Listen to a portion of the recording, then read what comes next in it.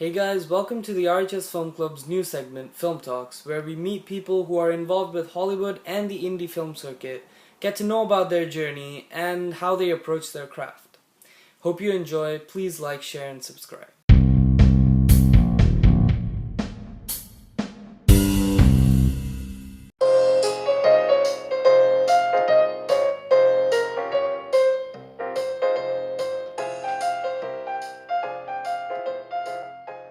This is M Rosenfelt, producer of films such as Home Alone, Mystic Pizza, and Smoke Signals. Welcome to RHS Film Talks.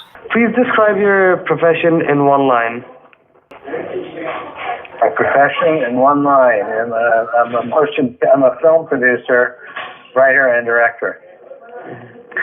How did you find out that this is what you wanted to do in the future?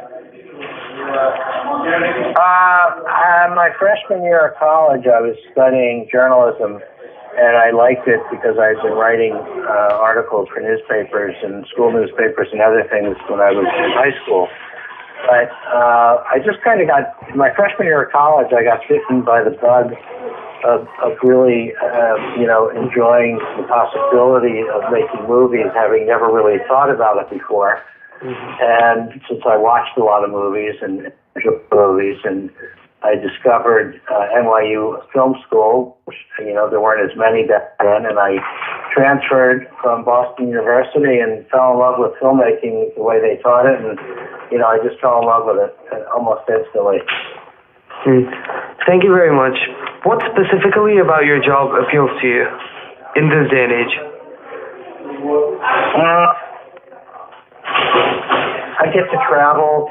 I get to meet a lot of interesting people. It's not a 9-to-5 job. I don't think I could ever do that. I get to experience situations and be in high-pressure situations and solve problems, and I enjoy all of that. But I also enjoy the travel, and I also enjoy meeting new people all the time.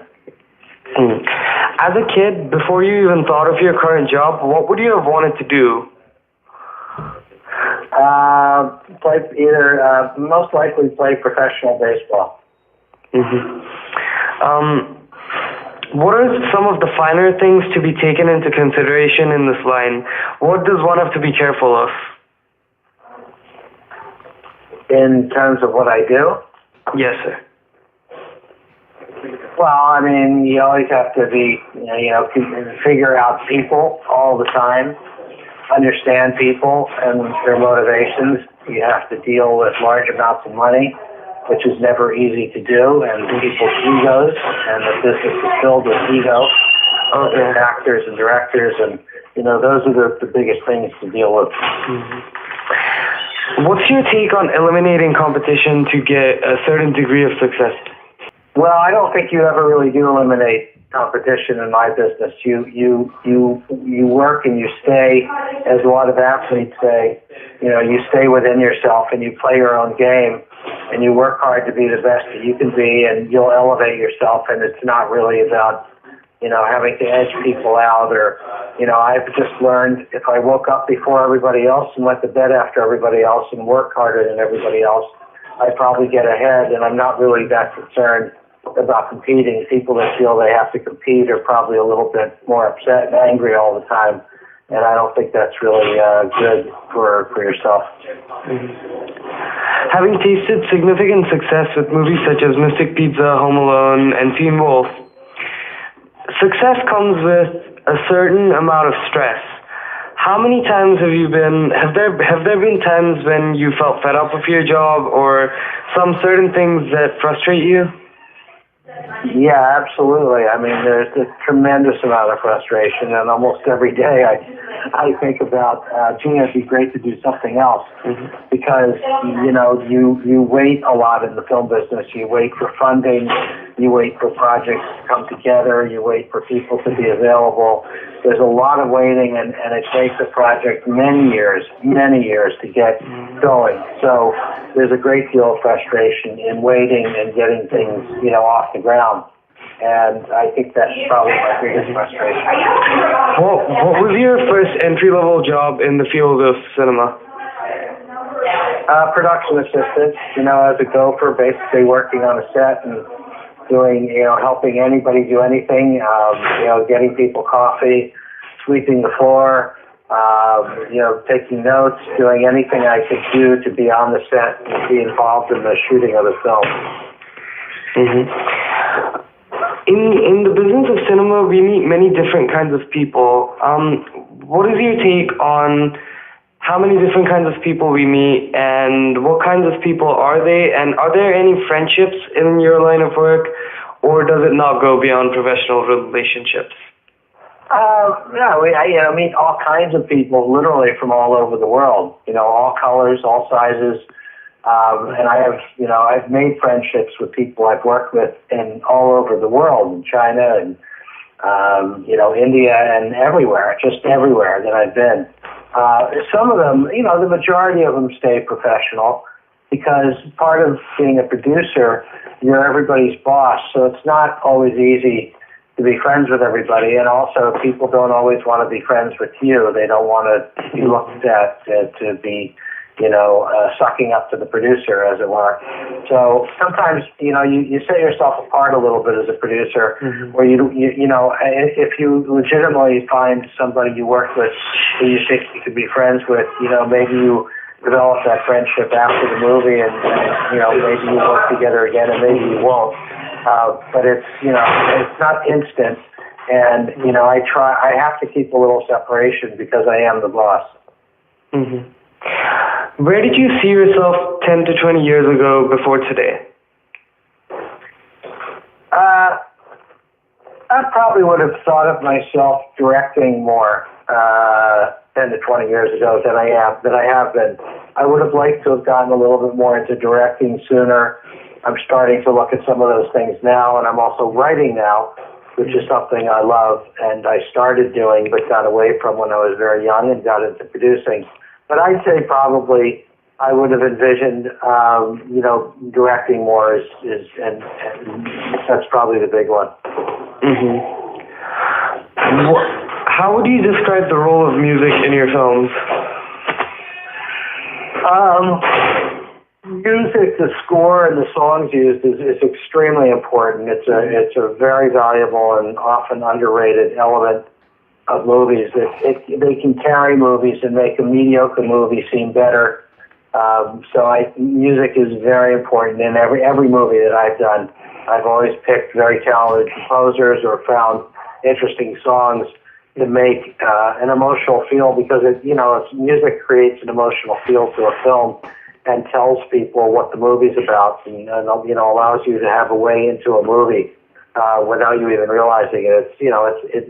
Music is subliminal that way, I guess, because it carries you. It carries you from scene to scene. So it's very important. Given the choice of having a complete compilation soundtrack or a complete original score in a film without the option of having both, which one would you choose?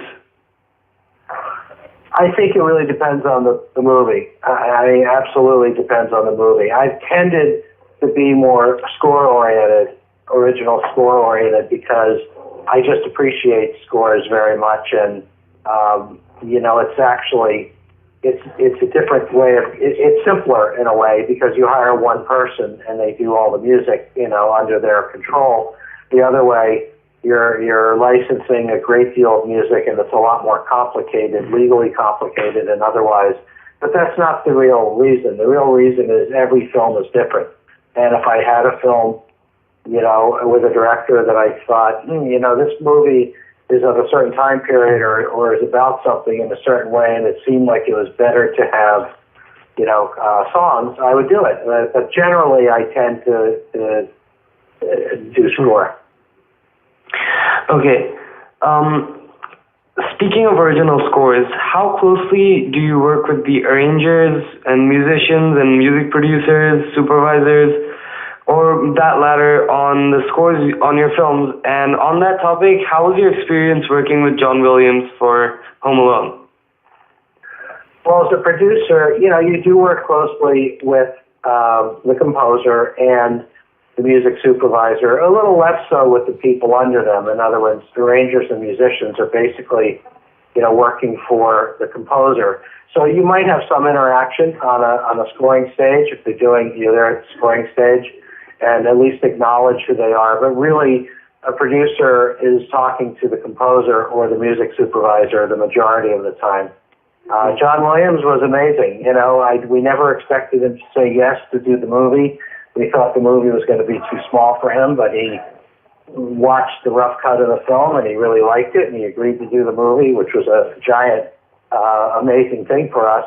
And he was a gentleman and really fun to work with, actually, and very pleasant, and really, enjoyed the movie, and I enjoyed working with him. I learned a great deal from him. Mm-hmm. Have you ever felt that one of your favorite celebrities was not the same person you grew up admiring? Yes. I'd have to say many times. To the point where, I'm not, I don't have any surprises left that so-and-so is a really great person. And, I have discovered there are people who are really terrific, but I don't have any illusions anymore that those people are going to be nice just because, I think their public persona is a certain way. I learned. It's just, it just happens when you've worked in the business as long as I have. Mm-hmm. And that, look, that isn't to say there aren't great people. There are. But there are people who, you can't wait to meet, and then you discover they're jerks. Yeah. It's what happens in life, right? Mm-hmm.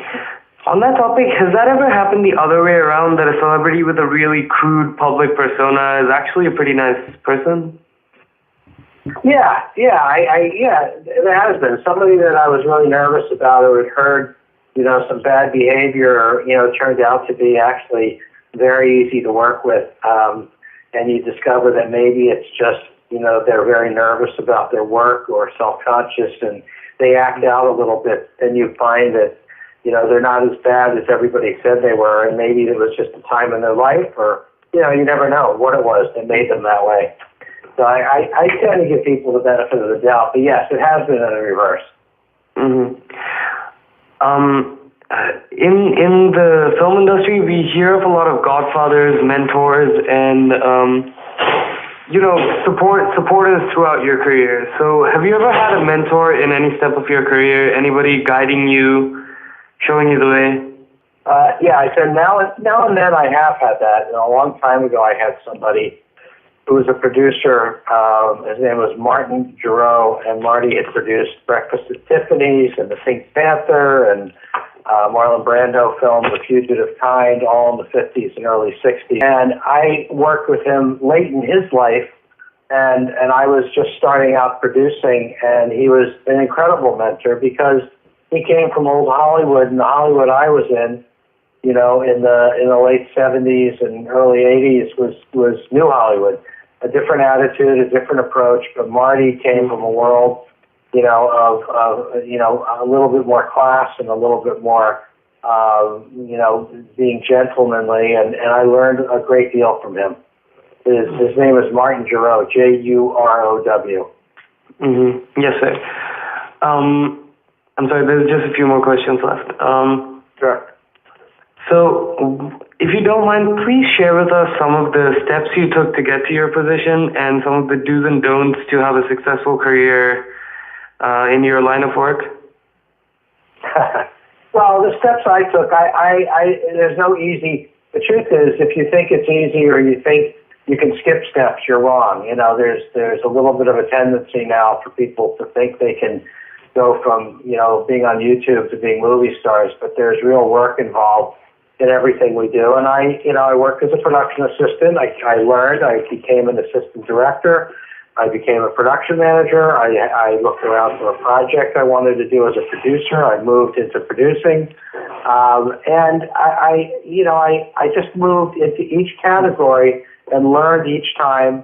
And I learned really how to do my job. I didn't skip steps. I didn't come at it. I paid, any other way. I paid attention. I listened to people. I formed my own, ideas, but I definitely listened to people along the way. And, I think that you cannot, do anything else other than that. You can't go from a production assistant to being a director. I just don't believe it. I think you have to learn all aspects of what you do, what it's like on a set, all the things you might, you want to do. And even if it's not a job you absolutely want to do, you have to learn people's jobs. You have to learn what everybody does. I think it's very important. And I did that. Absolutely. Okay. Anyway, what was the second part to that question? I'm sorry, yes, sir. What was the second part to the question? I know you asked me at the same time. What are some of the do's and don'ts? Oh, yeah. Well, the do's are, honestly, work hard, and I do say this, it's sort of like in the beginning, put yourself in a position where you can find work and work around good people in areas that this business is in, whether that's LA or New York. I know people can work elsewhere, but I think you have to spend time in the major places that film and television is being made.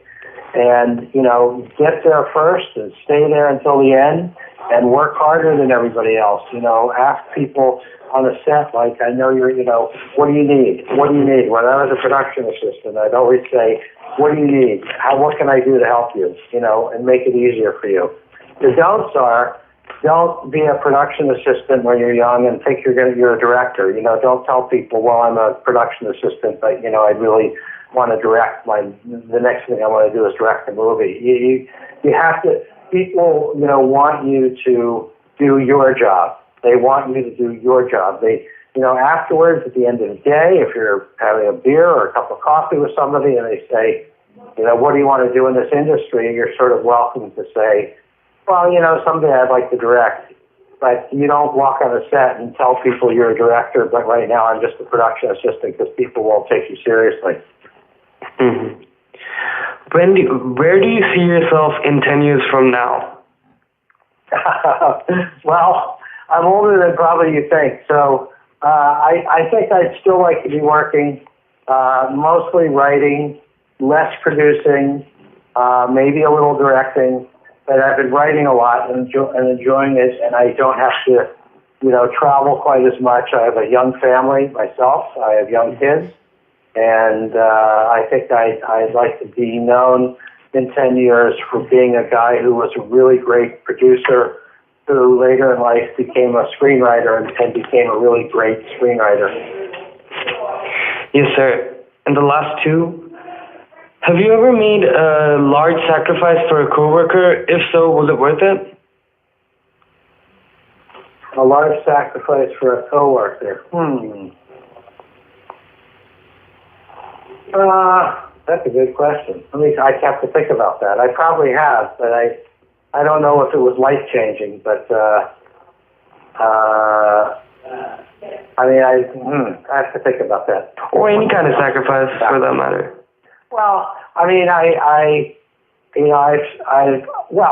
most of the time what I've done, if you want to call the sacrifice, is, I've been involved in movies as a producer, and because I'm a filmmaker and I'm not just like a business person, I've had movies that, weren't going so well, and the director was really either out of control or having trouble, and I stepped in sort of unofficially to help them direct the movie, and I've done that a few times without getting the credit, without sharing the credit or getting the director credit.